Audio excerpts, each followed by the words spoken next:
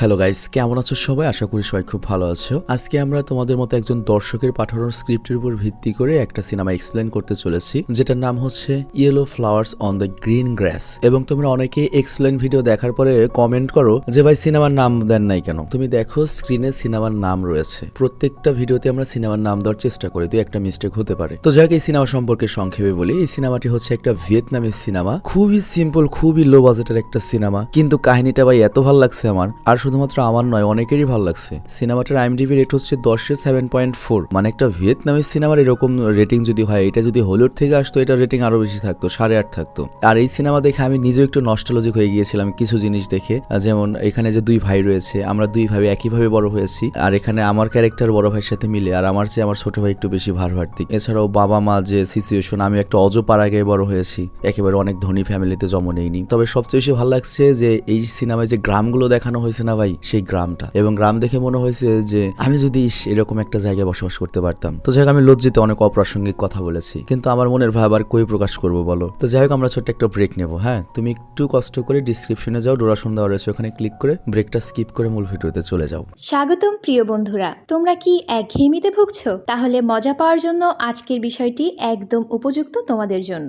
এখানে তোমরা বিভিন্ন খেলার ফলাফল জানতে পারবে, খেলা সরাসরি দেখতে পারবে, এবং ভবিষ্যৎবাণী করার মতো মজার একটি অংশও রয়েছে, যেখানে তুমি অনুমান করতে পারো কোন দল জিতবে, কতটা ব্যবধানে ইত্যাদি। এতে রয়েছে আকর্ষণীয় পুরস্কার জয়ের সুযোগ, বিলাসবহুল গাড়ি, নামি মোবাইল ফোন, কম্পিউটার এবং আরো অনেক কিছু। এটি এমন একটি বিশ্বস্ত জায়গা যেটি PSG এর মতো আন্তর্জাতিক খেলার দলের পৃষ্ঠপোষকতা পেয়েছে, তাই এতে কোনো সন্দেহের সুযোগ নেই। নতুন কিছু খেলার সংযোজন হয়েছে, যেমন দ্রুতগতির চ্যালেঞ্জ খেলা ও মুরগির পথ চলা খেলা, যেখানে সহজেই খেলে আনন্দ নেওয়া যায়। আর হ্যাঁ, যদি তুমি আমাদের প্রচারমূলক সংকেত ব্যবহার করে নিবন্ধন করো, তাহলে পেতে পারো 12,000 টাকা পর্যন্ত পুরস্কার একদম বিনামূল্যে। সঙ্গে থাকবে প্রথম জমাই অর্থের পর বিনামূল্যে ঘূর্ণনের সুযোগও। অর্থ গ্রহণ ও প্রেরণ করা যাবে খুব সহজভাবে, নগদ, বিকাশ, রকেট, ব্যাংক হিসাব সহ আরো অনেক মাধ্যমে। তাই আর দেরি না করে উপরে থাকা স্থায়ী মন্তব্যে ক্লিক করো, সেখানে নিবন্ধনের প্রক্রিয়া রয়েছে।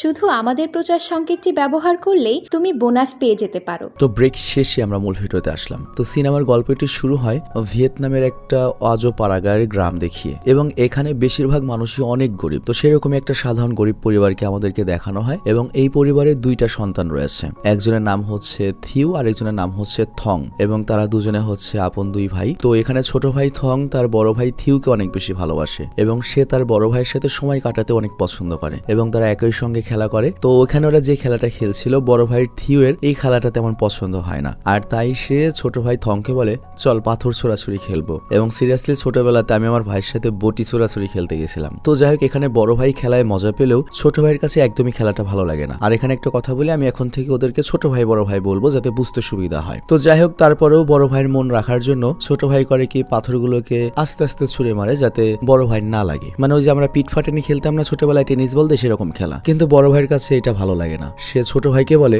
ভালো করে ঢিল মার আমাকে। তবে এইভাবে ভালো করে একটা ঢিল মারতে গিয়ে ছোট ভাইয়ের একটা ঢিল লাগে গিয়ে বড় ভাইয়ের পেটের মধ্যে। তো এর ফলে বড় ভাই মাটিতে শুয়ে পড়ে। তো তখন ছোট ভাই ভয় পেয়ে যখন কাছে এগিয়ে যায়, তখনই দেখা যায় যে বড় ভাই অভিনয় করছিল। আর এই সুযোগে ছোট ভাই যখন কাছে আসে, তখনই বড় ভাই করে কি ছোট ভাইয়ের গায়ে অনেক জোরে একটা পাথর ছুঁড়ে মারে, এবং সেইটা গিয়ে লাগে হচ্ছে ছোট ভাইয়ের মাথায়। আর এর ফলে ছোট ভাইয়ের মাথা ফেটে রক্ত বের হয়। তো বড় ভাই তো ভয় পেয়ে যায়, সে বুঝতেই পারেনি যে তার ছোড়া পাথরে তার ছোট ভাই এত ব্যথা পাবে। তবে ছোট ভাইয়ের এটা নিয়ে দুঃখ নয়, ছোট ভাই উল্টো জিজ্ঞাসা করে তুমি কেন অভিনয় করলে? তখন বড় ভাই বলে এটা তো একটা কৌশল, আর লড়াই করার সময় তোকে অনেক কৌশলী খাটাতে হবে, আর এই কৌশলের কারণে তুই জিততে পারবি। তো তখনই ওদের বাবা চলে আসে, এবং বড় ভাই তখন তার বাবাকে দেখে ভয় পেয়ে সেখান থেকে পালিয়ে যায়। আর তারপর ছোট ভাইকে নিয়ে তার বাবা বাড়িতে চলে আসে। তো যাই হোক, এরপর রাতের বেলা বড় ভাই পড়তে বসলে ছোট ভাই তার জন্য খাবার নিয়ে আসে। তো ছোট ভাই অনেক ছোট, এখনো স্কুলে যাওয়া আসা শুরু করেনি। তবে তারপরেও বড় ভাই যখনই বই নিয়ে বসতো, তখনই ছোট ভাই করতো কি তার কাছে এসে বসতো, এবং সে ওই বইগুলো খুলে পড়ার চেষ্টা করতো। আর এইখানে আমরা দেখতে পাই ছোট ভাইয়ের কাছে একটা পোষা ব্যাঙ রয়েছে, সে রেগুলার ওই ব্যাঙটার সাথে খেলে, আর এই ব্যাঙটাকে সে অনেক ভালোবাসে। তো সকালে ছোট ভাই যখন ব্যাঙটিকে খাওয়ানোর চেষ্টা করছিল, ব্যাঙটি কোনো খাবারই খাচ্ছিল না, ইভেন পোকা খাচ্ছিল না। তো এর জন্য ছোট ভাই ব্যাঙটা ছেড়ে দেয়। আর তখন বড় ভাই জিজ্ঞাসা করে তুমি ওকে ছেড়ে দিচ্ছ কেন? ও তো হারিয়ে যাবে। বাট ছোট ভাই বলে ও আবার ফিরে আসবে, কারণ এটা ওর বাড়ি। তুমি যেমন সারাদিন যেখানেই থাকো না কেন, রাত হলে ঠিক বাড়িতে ফিরে আসো, ঠিক সেরকম ব্যাংকটিও বাড়িতে ফিরে আসবে। তো ছোট ভাইয়ের মুখে এরকম বড়দের মতো কথা শুনে বড় ভাই হাসতে শুরু করে এবং বলে আজকাল তুমি মনে হয় একটু বেশি জ্ঞানী হয়ে গিয়েছো। তো যাই হোক, ওদের মা হচ্ছে বাজারে সবজি বিক্রি করে আর তারা তাদের মাকে সবজি বিক্রিতে সাহায্য করে, আর ওদের বাবা একটা খামারে কাজ করে। তো রাতের বেলা ছোট ভাই আর বড় ভাইয়ের মিলে তাদের ছোট কাকা ড্যানের কাছে গল্প শুনতে আসে। তো ড্যান তাদেরকে একটা রাজকুমারীর গল্প শোনায়। সে বলে আমাদের গ্রামে একটা রাজকুমারী ছিল, তার সাথে একটা বাঘের অনেক ভালো বন্ধুত্ব ছিল, কিন্তু রাজকুমারী অসুখে মারা গেলে তার আত্মা একটা মৃত গাছের ভেতরে প্রবেশ করে। তো বড় ভাই তখন ভয় পেয়ে বলে তার মানে আমাদের গ্রামের ওই মৃত গাছটি জঙ্গলের ওই পাশের? তখন ছোট কাকা বলে হ্যাঁ, আর তোমরা কখনোই ওই গাছের ধারের কাছেও যাবে না, জঙ্গলেও যাবে না, কারণ সেখানে ওই রাজকুমারীর আত্মা রয়েছে, তার সাথে তার সবচেয়ে ভালো বন্ধু বাঘ রয়েছে। তো এই কথা শুনে ছোট্ট দুই ভাই তো অনেক ভয় পেয়ে যায়। আর তখনই বাবা চলে আসার বাবাকে দেখে দুইটা ভয় পেয়ে তো বেকায়দা অবস্থা। কিন্তু বাবা এখানে এসে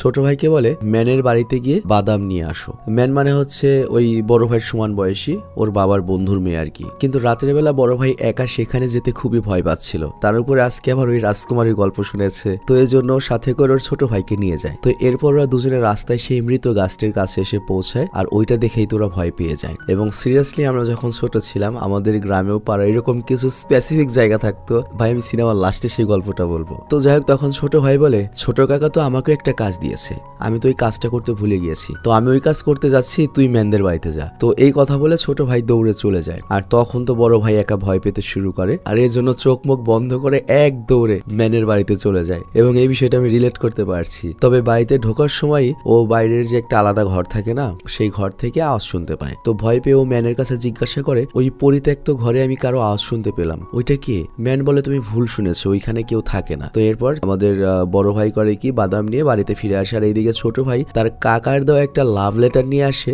বিন নামের একটা মেয়ের বাড়িতে। আর এখানে এসেছে মরিচ নেওয়ার বাহানায়। বাট বিনের বাবার এখানে কিছু একটা সন্দেহ হয়, কারণ কিছুদিন ধরেই এই থং হারামজাদা মানে ছোট ভাই তার মেয়ে বিনের কাছে রেগুলার একটা না একটা বাহানায় আসছে। তো ব্যাপারটা তার কাছে সুবিধার মনে হচ্ছে না। আর এর পরের দিনে আমরা দেখতে পাই যে ওই দুই ভাইয়ের ছোট কাকা ড্যান আর ওই বিন দুজনে দেখা করে, মানে প্রেম করছে, আর দূর থেকে দুই ভাই ওদেরকে দেখে। এবং এখানে বড় ভাই বলে ওরা দুজনে তো কাছাকাছি কেন, মানে ওদের মনে কৌতূহল জাগে এবং মনের ভেতরে একরকম অনুভূতি জাগতে শুরু করে। আর ও সিদ্ধান্ত নেয় যে ও ম্যানের সাথে এরকম গভীর বন্ধুত্ব গড়ে তুলবে, কারণ আমাদের ম্যান এবং বড় ভাই একই ক্লাসে পড়ে, আর বড় ভাই থিওকে ভীষণ পছন্দ করে। তো যাই হোক, পরের দিন আমাদের ছোট ভাই আবারও লেটার দিতে গেলে বিনের বাবা এবার তার সাথে কথা বলতে আসে, যে কারণে আমাদের ছোট ভাই অনেক ভয় পেয়ে যায় এবং এত বেশি ভয় পায় যে সে মরিচের কথাও বলে না, এক দৌড়ে পালিয়ে আসে। আর বাড়িতে ফিরে এসে তার বড় ভাইকে সব ঘটনা বলে। তো বড় ভাই বলে তুই এরকম কতবার গিয়েছিস পিয়ন হিসাবে? ছোট ভাই তখন বলে 10-12রও বেশি। তো বড় ভাই তখন জানতে চায় তুই কি কখনো একটা চিঠি খুলে দেখেছিস? তখন ছোট ভাই বলে হ্যাঁ, একটা খুলে দেখেছিলাম, সেখানে একটা কবিতা লেখা ছিল। তো বড় ভাই জানতে চায় সেই কবিতার লাইনগুলো কি ছিল। তো ছোট ভাই তখন সেই কবিতার দুটো লাইন বলে। তো লাইনগুলো ছিল অনেকটা এরকম, জীবনের কষ্টগুলো খারাপ আবহাওয়ার মতো, আর আমি ভালোবাসার কষ্ট পাই কারণ আমি তোমাকে ভালোবাসি। তো এই কবিতাটি শুনে পরের দিন বড় ভাই থিউ করে গিয়ে স্কুলে গিয়ে চিঠি লিখতে শুরু করে সেই কবিতা দিয়ে। কিন্তু তখন শন নামের একটা ক্লাসমেট ওর কাছ থেকে চিঠিটা নিয়ে বলে ঠিক আছে, আমি এটা ম্যানকে দিয়ে দেবো, কিন্তু এর বিনিময়ে তুই তোর সকল মার্বেল আমাকে দিবি। তখন বড় ভাই বলে চিঠি তো আমি দিতে পারি, তোকে দেবো কোনো মার্বেল। কিন্তু সে শনকে অনেক ভয় পায়, কারণ শন ছিল ক্লাসের মাস্তান, মানে একটু বালপাকনা টাইপের, মানে সবাই ওকে দেখে একটু ভয় পেত এবং প্রত্যেক ক্লাসে এরকম একটা আদু ভাই বালপাকনা থাকে। তো যাই হোক, এরপর ক্লাসের সময় শন করে কি ওই ম্যান নামের মেয়েটিকে চিঠি দেয়, আর তখনই ক্লাসের টিচার আসে এবং ম্যানের হাতে ওই চিঠিটা দেখতে পায় এবং তিনি চিঠিটা চেক করেন সামনে ডাক দিয়ে, এবং তারপর জিজ্ঞাসা করলে জানতে পারেন যে আমাদের বড় ভাই থিউ এই চিঠিটা দিয়েছে। আর তারপর সবার সামনে থিউর শাস্তি হয়। কিন্তু ক্লাসের শেষে ম্যান করে কি এই কারণে থিউর কাছে এসে দুঃখ প্রকাশ করে এবং ম্যান বলে আমি বুঝতে পারিনি যে টিচার তোমাকে একটা কবিতা লেখার জন্য এরকম শাস্তি দেবে, আর আমি যদি বুঝতে পারতাম তাহলে আমি কখনোই ওটা টিচারকে দিতাম না। তবে আমাদের বড় ভাই অনেক রাগ করে এবং সেখান থেকে চলে যায়। আর কিছু দূর আসার পরে ছোট কাকাকে তার প্রেমিকার সাথে একসাথে বসে প্রেম করতে দেখে, আর এইটা দেখে ওর মন আরো খারাপ হয়ে যায়। আর তখন ও ছোট ভাইকেও একটা মেয়ের সঙ্গে কথা বলতে দেখে, তবে ওই মেয়েটি বড় ভাইকে দেখে পালিয়ে যায়। বড় ভাই তখন ছোট ভাইকে বলে তুমি কার সঙ্গে কথা বলছিলে? তখন ছোট ভাই বলে আমি রাজকুমারীর সাথে কথা বলছিলাম। বাট এই কথা শুনে বড় ভাই হাসতে থাকে এবং বলে তুমি কাকার কাছ থেকে একটু বেশি রাজকুমারীর গল্প শুনে ফেলেছ, যার জন্য তুমিও কল্পনার জগতে পড়ে রয়েছো। তবে ছোট ভাই এটা মানতে চায় না, বলে ও আসলে রাজকুমারী রাজকুমারী ছিল। তো এরপর দেখানো হয় বড় ভাই আবারও ম্যানদের বাড়িতে এসেছে, তবে আজকে ওদের বাড়ি পরিত্যক্ত ছিল, কারো আওয়াজ শুনতে পায় না। তো কৌতূহল নিয়ে করে কি ওই ঘরের কাছে গিয়ে দেখতে চায় ভেতরে কে রয়েছে, এবং ও দেখতে পায় ঘরের ভেতরে কেউ হাঁটাহাঁটি করছে। তো এইটা দেখে সে ভয় পেয়ে পাশের একটা জায়গায় লুকিয়ে পড়ে। আর তখনই ম্যান ওর কাছে আসে এবং ওই ঘরের কি রহস্য সেটা ওকে খুলে বলে। তবে কি বলেছে ওকে, আর ওই চিন্তা করে রাতের বেলা কিন্তু বড় ভাই ঘুমাতেও পারছে না। তো তখন ছোট ভাই জিজ্ঞাসা করে কি হয়েছে তোমার। তো বড় ভাই তখন জানায় যে ম্যান ওকে কি বলেছে। আসলে ওই ঘরে ম্যানের বাবা থাকে। আর তারপর বড় ভাই ছোট ভাইকে বলতে শুরু করে, তোর কি মনে আছে ম্যানের বাবা একবার তোর চুল কাটতে গিয়ে তোর কানে কেটে ফেলেছিল হালকা, যেটা গ্রামের সবাই জেনে গিয়েছিল, আর তারপর তার দোকান বন্ধ করে দেওয়া হয়। তারপর আবার তার অসুখ হয়েছিল এবং সে চিকিৎসার জন্য শহরে চলে গিয়েছে, এটা আমরা সবাই জানি। কিন্তু ওর বাবা আসলে কখনো শহরে যায়নি, সেই ঘরে লুকিয়েই থাকে এবং তার কুষ্ঠ রোগ হয়েছে, যেটা একটা ব্যাকটেরিয়া দ্বারা গঠিত ছোঁয়াচে রোগ এবং দীর্ঘস্থায়ী। আর এর জন্য ওরা গ্রামের মানুষদের কাছ থেকে ওর বাবাকে লুকিয়ে রেখেছে। তো ম্যানের মুখ থেকে এই কথা শুনে বড় ভাই যেমন প্রথমবার চমকে গিয়েছিল, ছোট ভাই একই রকম চমকে যায়। তবে এই ঘটনার পর থেকে বড় ভাই থিউ এবং ম্যানের অনেক ভালো বন্ধুত্ব গড়ে ওঠে এবং সে ম্যানকে আগের চেয়ে বেশি সাহায্য করতে থাকে। আর সে ম্যানকে জানায়, কেন জানি আজকাল তোমার সাথে আমার কথা বলতে অনেক ভালো লাগে, ঘুরতে ভালো লাগে, সময় কাটাতে ভালো লাগে। আর ম্যানও এখানে খুব সুন্দর করে একটা উত্তর দেয়, আমার তো অনেক আগে থেকেই তোমার সাথে থাকতে ভালো লাগে। তো এই কথা শুনে বড় ভাইয়ের তো মনে করে যে লাড্ডু ফুটে গেছে। তো যাই হোক, পরের দিন ওই যে শোন বদমাইশ ছেলেটাও জানতে পারে যে বড় ভাই থিউ আর ম্যান একে অপরকে পছন্দ করে। তো এই জন্য সে বড় ভাই থিউকে থ্রেট দিয়ে বলে, তুই ম্যানের কাছ থেকে দূরে থাকবি, কারণ আমি ম্যানকে পছন্দ করি। বাট বড় ভাই এতে রাজি হয় না, আর এই কারণে শোনকে অনেক মারধর করে। আর অন্যদিকে বাড়িতে ছোট ভাই থং তার ব্যাংকটিকে নিয়ে খেলা করছে এবং সে যখন দেখে তার বড় ভাইয়ের অবস্থা, জিজ্ঞাসা করে কি হয়েছে এবং জানার পরে ও বলে আমি ওকে মারবো। এবং ছোট ভাই করে কি কৌশলে ওই শনকে বাড়ির বাইরে নিয়ে আসে ডাকে, আর তারপর দুই ভাই মিলে শনকে মারতে যায়।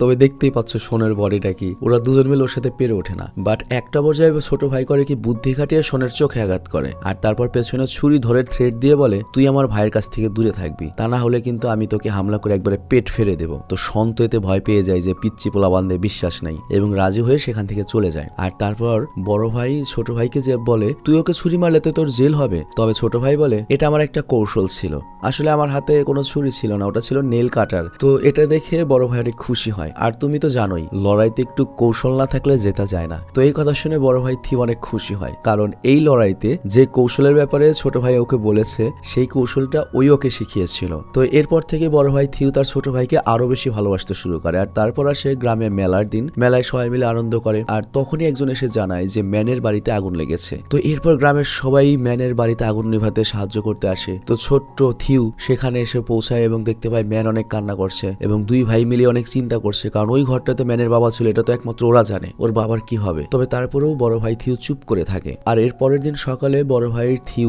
ম্যানকে সাহায্য করতে আসে। আর তখন থিউ এর মা জানায় ম্যানের মা একটা কাজে শহরে গিয়েছে, আর তাই ম্যানকে দেখাশোনার দায়িত্ব এখন আমাদের উপরে, মানে পারিবারিক ফ্রেন্ড। তো থিউ এর মা থিউকে বলে, তুমি ম্যানের দেখাশোনা করো। তো এই কথা শুনে মনে করো থিউ তো অনেক খুশি। আর বাল্যকালের প্রেম ভাই, ওইটা যে কি ফিলিংস দেয় ভাই, সিরিয়াসলি যারা বাল্যকালে প্রেমে পড়ছে তারা বুঝবো। আমার চেহারা তো ভালো ছিল না, যার জন্য আমার বাল্যকালে কখনো প্রেম হয় নাই। তো যাই হোক, এরপর সে ম্যানের জন্য খাবার নিয়ে আসে। তো ম্যান তখন থিউকে আসল কথা বলে যে আমার মা বাবাকে খুঁজতে শহরে গেছে। তো থিউ বলে, তোমার বাবা বেঁচে আছেন, আগুনে মারা যাননি? ম্যান তখন থিউকে চুপ করতে বলে এবং বলে, এই কথা কাউকে বলো না, আমি চাই আমার বাবা সুস্থ হয়ে আসুক, গ্রামের মানুষ জানলে তো আমাদের সমস্যা করবে। তো যাই হোক, রাতের বেলা অনেক বৃষ্টি হয় আর ম্যান রাত্রে ভয় পেয়ে যায় এবং থিউয়ের কাছে এসে শয়, কারণ তার ভয় করছে। আর পরের দিন সকালে ম্যানের মা আসে এবং বাড়িটা যে বিক্রি করে দেবে সেটা নোটিশ দেয়, মানে বাড়ি বিক্রি করে ফেলবো, এখান থেকে হয়তো চলে যাবে। তো এর জন্য ম্যান কিছুদিনের জন্য থিউদের বাড়িতেই আসে। আর এ কারণে থিউ তো আরো অনেক বেশি খুশি হয়ে যায়। তবে তার থেকে আরো বেশি খুশি হয় হচ্ছে ছোট ভাই থং, কারণ ম্যান ওদের সঙ্গে থাকবে। তো যাই হোক, ম্যানের সঙ্গে ওরও খুব ভালো বন্ধুত্ব হয়ে যায়। আর ম্যানও থং এর সঙ্গে অনেক মজা করে, মানে থং তো একটু বেশি ছোট, বুঝতেই পারছো, ছোট ভাই একটু বেশি ছোট, কিন্তু এই বিষয়টা নিয়ে বড় ভাই থিউয়ের ভালো লাগে না। তো যাই হোক, থিউয়ের মা এসে জানায় ম্যানের বাবা তার মাকে খুঁজে পেয়েছে এবং ডক্টর বলেছে ম্যানের বাবার চর্মরোগ হয়েছে, এটা কোনো সংক্রামক রোগ নয় বা ছোঁয়াচে রোগ নয়, তো কোনো ভয় নেই, সেরে যাবে। তো এইটা শুনে ম্যান অনেক খুশি হয়। আর এরপর থিউয়ের মা ম্যানকে বলে, তোমার মা শহরে কোনো থাকার জায়গা পেলেই তোমাকে নিতে আসবে। তো এই কথা শুনে সবাই খুশি হলেও থিউ তেমন একটা খুশি হয় না। আর তাছাড়া ছোট ভাইয়ের সাথে ম্যানের বন্ধুত্ব দেখে হিংসা তো বাড়ছেই। তো এদিকে ম্যান যখন বুঝতে পারে যে থিউয়ের মন খারাপ হয়েছে, সে থিউকে খুশি করার জন্য একটা বই নিয়ে আসে, কিন্তু থিউ তার সাথে কথা বলতে চায় না, মানে সে তার ভাইকে হিংসা করছে। আর তারপর দেখা যায় ম্যান আর থং যখন বাইরে খেলছিল তখন বড় ভাই বাড়িতে বসে রয়েছে। আর তখন থিউয়ের বাবা মায়ের কাছে একজন লোক আসে, হয়তো কিস্তির ছাড়, তবে বাড়িতে কেউ না থাকায় লোকটি সেখান থেকে চলে যেতে লাগে। আর তখনই সে থং এর ওই ব্যাংকটা দেখতে পায় এবং ব্যাংকটাকে দেখে ওই লোকটি ব্যাংকটি নিয়ে সেখান থেকে চলে যায়। তো থিউ এটা দেখে থামাতে চায় যে এটা আমাদের পোষা ব্যাঙ, তবে তখনই তার মনে পড়ে যে আমার ছোট ভাই আমার গার্লফ্রেন্ডের সাথে বন্ধুত্ব করেছে। তো এই হিংসার কারণে লোকটিকে আর আটকায় না, চুপ করে বসে থাকে। তো এরপর বাড়ি এসে ছোট ভাই যখন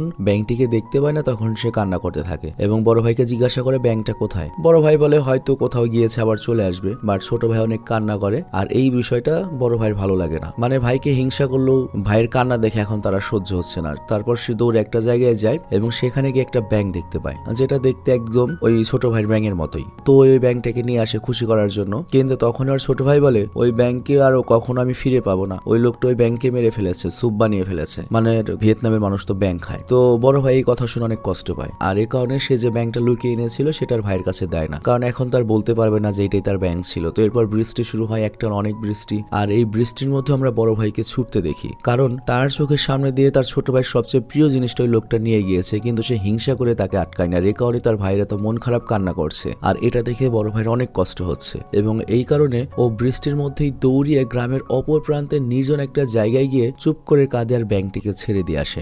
আর এরপর দেখা যায় একটানা বৃষ্টির কারণে গ্রামে বন্যা হয়ে গিয়েছে, মানুষজন গৃহবন্দী হয়ে পড়েছে এবং সবার বাড়ি বন্যায় ডুবে গিয়েছে, গৃহপালিত পশু মারা গিয়েছে। এবং কিছুদিন পর বন্যার জল যখন শুকিয়ে যায় তখন সবকিছু আগের মতো তো স্বাভাবিক হয়, কিন্তু সবাই অনেক অভাবী হয়ে যায় এবং থিউদের অবস্থা তো আগেই খারাপ ছিল, এখন আরো খারাপ হয়ে যায়। বন্যার কারণে তাদের সমস্ত ধান নষ্ট হয়ে গিয়েছে। তো এই অভাবের মধ্যে দিয়ে তো এত অভাব থাকে যে তারা ঠিক মতো খেতেও পায় না। কিছু কিছু ওক্ত যায় তাদের বাবা মা না খেয়ে তাদের দুই ভাইকে এবং ম্যানকে খাবার খাওয়ায়। আর এখানে আমরা বুঝতে পারি যে থিউদের বাবা মা অনেক ভালো, যে বাইরের একটা মেয়েকে খাবার খাওয়াচ্ছে এই দুর্দিনে। তো এভাবে একের পর একদিন কাটতে থাকে। আর এরপর একদিন মাছ ধরার সময় হঠাৎ করে ছোট ভাই পানির মধ্যে একটা জিনিস কুড়িয়ে পায়, যেটা দেখে সোনার মতো মনে হচ্ছিল। তো বড় ভাই যখন খুব ভালো করে দেখে তখন বলে না, এটা সত্যিই সোনা, এটার অনেক দাম হবে, আমরা অনেক বড়লোক হয়ে যাবে। এবং ও মনে মনে অনেক প্ল্যানও করে ফেলে, ওদের এত সুন্দর একটা ঘর করবে, বাড়িতে এটা থাকবে ওইটা থাকবে, পেট ভরে খাবার খাবে। তো এই কথা ভাবতে ভাবতে অনেক খুশিতে ওরা মায়ের কাছে আসে। তবে মা ভালো করে দেখে জানায় এটা সোনা নয়, এটা তামার কোনো প্লেটের একটা অংশ,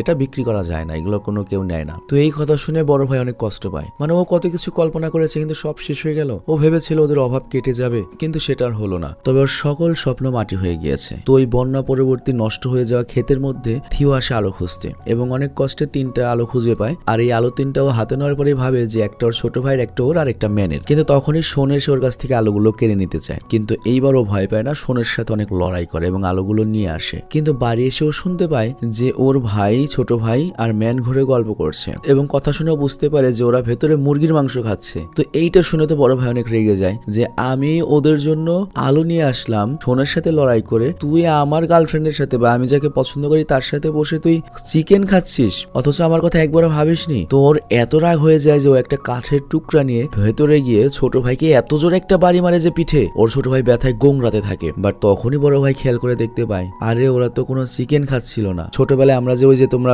পাতা টাতা দিয়ে গরুর মাংস মুক্ত খেলা খেলতাম না, ওই খেলা খেলছে ওরা। তো এইটা দেখে তো বড় ভাই আকাশ থেকে পড়ে যায়। মানে বুঝতে পেরেছো ব্যাপারটা কি হয়েছে? এই খেলার কথা মানে ওই যে এটা খাও ওইটা খাও, ভাত রান্না করেছি, তারপর চিকেন রান্না করেছি, গরুর মাংস রান্না করেছি, তো ওইটাও বাইরে থেকে শুনেছে। তো বড় ভাই তো এটা দেখে অনেক কষ্ট পায়, কিন্তু এইদিকে ছোট ভাইয়ের অবস্থা এত খারাপ যে ও নড়তেই পারছে না। তো বড় ভাই ওঠানোর চেষ্টা করে কিন্তু উঠাতে পারে না। তো বড় ভাই তখন যায় দ্রুত বাবা মাকে ডেকে আনতে। তবে ছোট ভাই বলে বাবা মাকে ডেকো না, তাদেরকে বলো না যে তুমি আমাকে মেরেছো, তাহলে ওরা তোমাকে মারবে, তাদেরকে বলো যে আমি গাছ থেকে পড়ে গিয়ে ব্যথা পেয়েছি। তবে এরপরেও বড় ভাই অনেক চিন্তা করছিল এবং ডাক্তার এসে পর জানায় ছোট ভাইয়ের অবস্থা খুবই খারাপ, ওকে ভালো ডাক্তারের কাছে নিতে হবে। তো এই অভাবের মধ্যে থিওর বাবা করে কি ছোট ভাইকে নিয়ে শহর আসে। তবে শহরের ডাক্তারও তেমন কোনো সাহায্য করতে পারে না, অনেক টাকা লাগবে এবং ওরা অলরেডি গরুও বিক্রি করে ফেলেছে। তো তখন থিওর মা বলে আমাদের তো বিক্রি করার মতো আর কিছু নেই। তো বড় ভাই এইসব কথা শুনতে পায় এবং এই কথা শোনার কেমন লাগতে পারে বুঝতে পারছো। তো এত অনুশোচনায় ভোগে যে ও নিজে থেকে ছোট ভাই দেখাশোনা করে। আর এরপর রাতের বেলা যন্ত্রণায় কষ্টে ছোট ভাই বিছানায় কান্না করতে থাকে।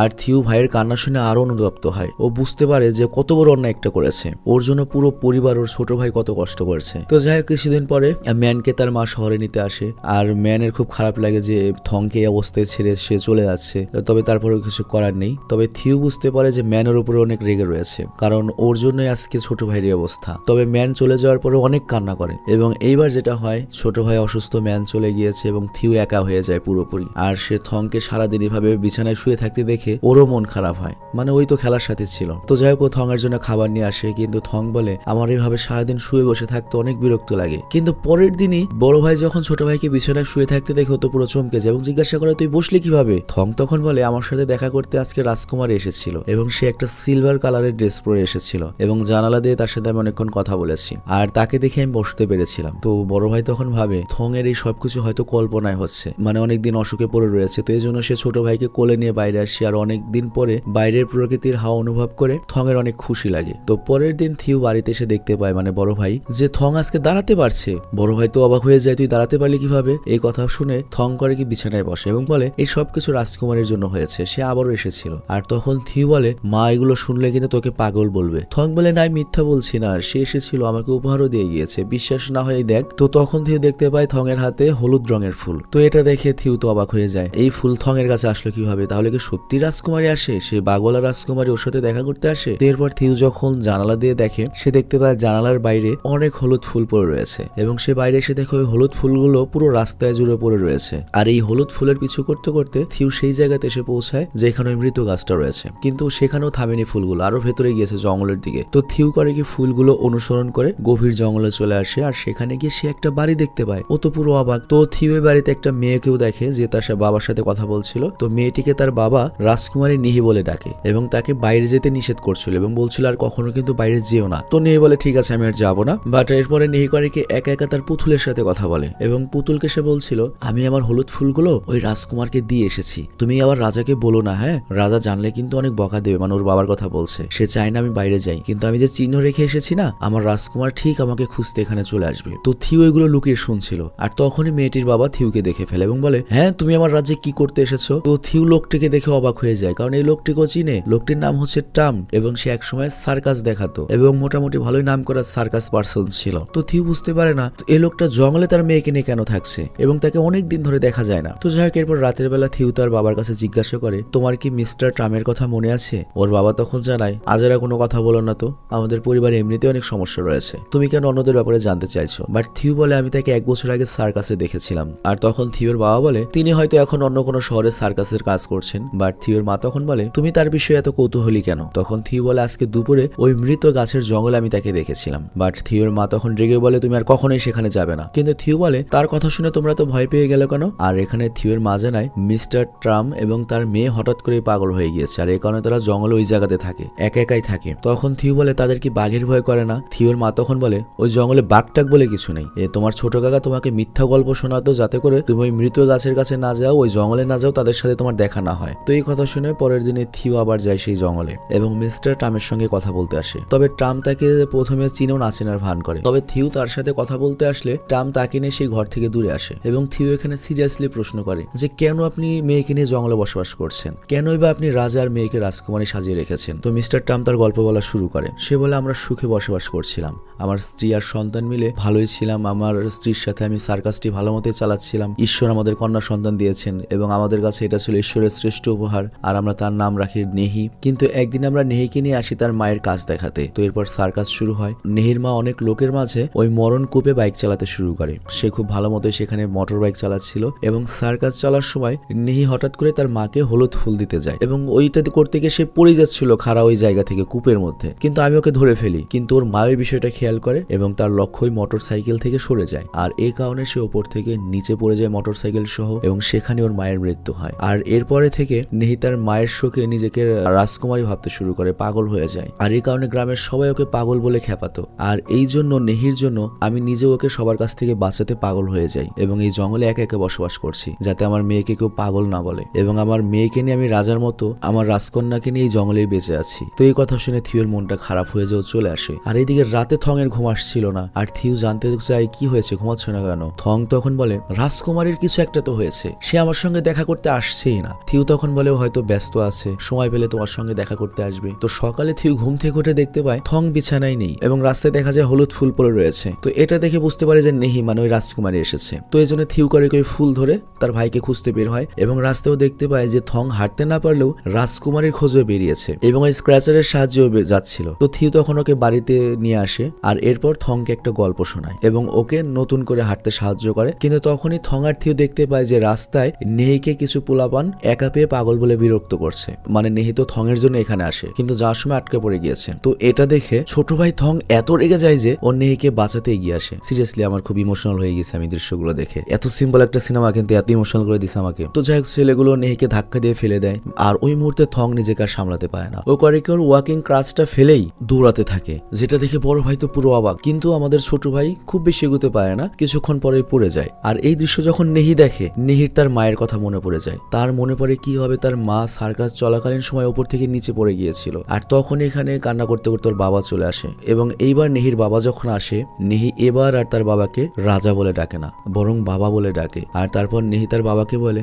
বাবা আমার সব মনে পড়েছে, আর আমি কোনো রাজকুমারী নই, আমি তোমার মেয়ে নেহি, আর আমার জন্য এতদিন তোমার কত কষ্ট সহ্য করতে হয়েছে। তো মিস্টার ট্রাম্প নিজের মেয়েকে সুস্থ হতে দেখে অনেক খুশি হয়। আর তারপর নেহি তার বাবার সাথে চলে যেতে থাকে। তবে যাওয়ার সময় সে পেছন ফিরে থং আর থিউকে বিদায় জানায়। আর তারপর থং তার ভাইকে জিজ্ঞাসা করে, তোর কি মনে হয় নেহি আমার সাথে আবার খেলা করতে আসবে? থিউ বলে, অবশ্যই আসবো। আর তখন থং বলে, তোর আর ম্যানের মতো আমি আর নেহি, আর তুই কি জানিস ম্যান আমাকে প্রায় বলতো ও তোর সাথে খেলতে অনেক ভালোবাসে। আর তখন থিউ বলে, তাহলে ও কেন সবসময় তোর সাথে খেলা করতো? থং বলে, আমি যাই না, হয়তো তোকে দেখেও লজ্জা পেতো, তোর সাথে খেলতেও লজ্জা পেতো। আর তারপর প্রশ্ন করে, আচ্ছা তুই কি ম্যানের দশে বইটা পড়িসনি? থিউ তখন বলে, না পড়িতনি। আর তারপর বাড়ি এসে বইটা খুঁজতে থাকে এবং বইটা খুঁজে পেয়ে পড়তে শুরু করে। তো সেখানের একটা পৃষ্ঠায় একটা হলুদ ফুল আর একটা লেখা ছিল যে জীবনের কষ্টগুলো খারাপ আবহাওয়ার মতো, আর আমি ভালোবাসার কষ্ট পাই কারণ আমি তোমাকে ভালোবাসি। আর থিউই তো এই লেখাটা ম্যানকে দিয়েছিল একসময়। তো সেম চিঠিটা আবার ম্যানকে দিয়েছিল বইয়ের মধ্যে, কিন্তু লজ্জা সরাসরি দিতে পারেনি, এবং পাশে একটা হলুদ ফুলও ছিল। তো এটা দেখে থিউ অনেক খুশি হয় এবং বুঝতে পারে ও যেরকম ম্যানকে ভালোবাসে, ম্যানও ওকে ততখানি ভালোবাসে। তো এভাবেই থিউ এবং আমাদের যে পিচ্চি থং, তারা দুজনেই জীবনের প্রথম ভালোবাসার মর্ম বোঝে। এর সাথে আমাদের বড় ভাই, যার ভেতরে একটি হিংসা বেশি ছিল, সে ব্রাদারহুড বা ভাইয়ের প্রকৃত অর্থ বোঝে, ফ্যামিলির অর্থ বোঝে, এবং সে বুঝতে পারে যে সে থং এর মতো একটা ছোট ভাই পেয়ে কতখানি ভাগ্যবান হয়েছে, যে ভাই তার দুঃখ কষ্ট আনন্দ সবকিছুতে পাশে থেকেছে, সমস্ত বাধা থেকে বাঁচিয়েছে, এমনকি নিজে এত বড় আঘাত পাওয়ার পরও তাকে সবসময় ভালোবেসেছে, বাঁচানোর চেষ্টা করেছে। আর এরকম একটা সুন্দর এন্ডিং এর সাথে সিনেমাটি শেষ হয়ে যায়। তো যাই হোক, যে দর্শক আমাদের এই স্ক্রিপ্টটা পাঠিয়েছে তাকে কি বলে যে ধন্যবাদ দেবো আমি বুঝতে পারছি না। সিরিয়াসলি অন্য লেভেলের একটা সিনেমা পাঠিয়েছো এবং অনেক ধন্যবাদ তোমাকে। তো আমি বিদায় নিচ্ছি, ভালো থেকে সুস্থ থেকো, এবং এই সিনেমাটির সম্পর্কে কিছু বলার থাকলে বলতে পারো কমেন্টে।